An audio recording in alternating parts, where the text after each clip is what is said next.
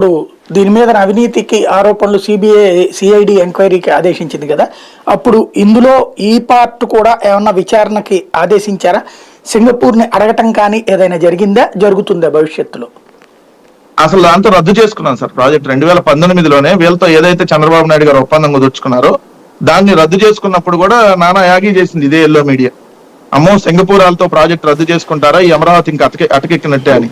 ఏం అమరావతి అటకెక్కం సార్, వాళ్ళకేదో డబ్బులు ఇచ్చేది ఏంది, కన్స్ట్రక్షన్ మనమే చేసేది ఏంది, దానికి సంబంధించి ఇప్పుడు వాళ్ళు ఏమన్నా నిజంగా కన్స్ట్రక్షన్ చేస్తానంటే మీరు అన్నట్టు రియల్ ఎస్టేట్ వ్యాపారంలో భాగంగా 40-60 ఏదో అగ్రిమెంట్లు ఉంటాయి, వాళ్ళే బిల్డింగ్లు కట్టి వాళ్ళే మొత్తం కన్స్ట్రక్షన్ చేస్తా అంటే మనం ల్యాండ్ ఉచితంగా ఇస్తాం. ఇది ఎక్కడన్నా అగ్రిమెంట్? బట్ ల్యాండ్ మనమే ఇస్తామంట, కన్స్ట్రక్షన్ కి డబ్బులు మొత్తం మనమే అంట, ఆ మొత్తం మౌలిక సదుపాయాలకు మనమే అంట, వాళ్ళకి మాత్రం 58% వాళ్ళకి ఇస్తామంట, మళ్ళీ దాంట్లో ఫ్లాట్లు అమ్మే బాధ్యత కూడా వాళ్ళేనంట, మనకి ఆంధ్రప్రదేశ్కి ఏం సంబంధం లేదంట. మరి ఇట్లాంటి ప్రాజెక్ట్ కంటిన్యూ ఎట్లా చేస్తారు సార్? అందుకని దీంట్లో రూల్ ఉంది కదా, అది క్యాన్సిల్ చేసుకుంటే లండన్ కోర్టులో విచారించాలా, లండన్ కోర్టులో దాని మీద ఇది ఉంటుంది అనేది ఉంది కదా. అంటే రైతులకు సంబంధించి ఫ్లాట్ అగ్రిమెంట్ లో క్యాన్సిల్ చేసుకుంటే అనేది పెట్టారు సార్. ఇప్పుడు ఆ రైతులు మేము మళ్ళీ వెనక్కి మేము క్యాన్సిల్ చేసుకుంటాం ఇవ్వము అని అంటే ఇది ఇప్పుడు 1691 ఎకరాలకు సంబంధించిన దాంట్లో ప్రభుత్వం క్యాన్సిల్ చేసింది డైరెక్ట్ గా.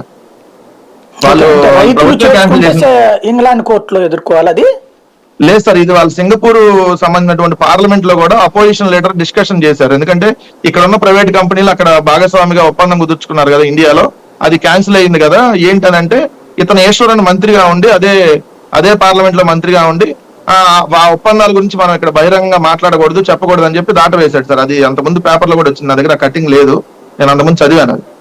సో అక్కడ అపోజిషన్ పార్టీ వాళ్ళు దీన్ని రైజ్ చేశారు. సో సింగపూర్ కన్సార్టియంతో ఒప్పందం కుదిరిందని అన్నారు కదా, అప్పుడు మంత్రి ఈశ్వరన్ కూడా వెళ్ళాడు కదా ఇండియాకి. వాళ్ళని ఇప్పుడు రద్దు చేసుకుంటున్నామని చెప్పి వాళ్ళ నుంచి రద్దు చేసినట్టు వచ్చింది కదా. మరి ఇక్కడ ఉన్నటువంటి కంపెనీలకు ఏమైనా లాస్ అయ్యిందా? ఎందుకంటే ఇప్పుడు వీళ్ళు ఏమైనా పెట్టుబడి పెట్టి లాస్ అయ్యారని అడిగారు అక్కడ అపోజిషన్ వాళ్ళు. అంటే ఇక్కడ మన కంపెనీలు మరి పెట్టుబడి పెట్టి అక్కడ లాస్ అయితే వాళ్ళు క్యాన్సిల్ చేసుకుంటే మనకు లాస్ కదా అంటే అవన్నీ మేము ఎక్కడ చెప్పమన్నాడు. ఎందుకంటే వాళ్ళు ఎక్కడ రూపాయి ఇన్వెస్ట్ చేసింది లేదు కదా. సో ఆ ఒప్పందాలను మేము బహిర్గతం చేయలేమని చెప్పి స్వయంగా పార్లమెంట్ లో చెప్పాడు సార్. నేను పాత ఇంగ్లీష్ పేపర్ లో సార్ చదివాను, ఇప్పుడైతే కటింగ్ నా దగ్గర లేదు కానీ. రైట్.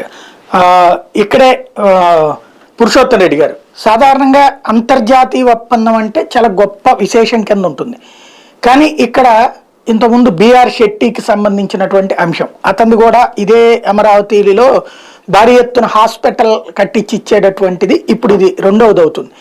ఇవి సాధారణంగా ప్రభుత్వానికి ఏం సంబంధం లేకుండా వాళ్ళు పెద్ద పెద్ద వ్యాపారస్తులు కాబట్టి అని వస్తే తీసుకుని ఆ తర్వాత వాళ్ళు తప్పు చేయడం వల్ల వాళ్ళు ఇరుక్కోవడం వల్ల మనం అనవసరమైనటువంటి వివాదాలు చిక్కున్నాం, లేకపోతే అసలు వాటికి మనకి సంబంధం ఉందంటారా లేదంటారా? అంటే రెండు అంశాలు ఉన్నాయి సార్ ఇక్కడ. ఒకటి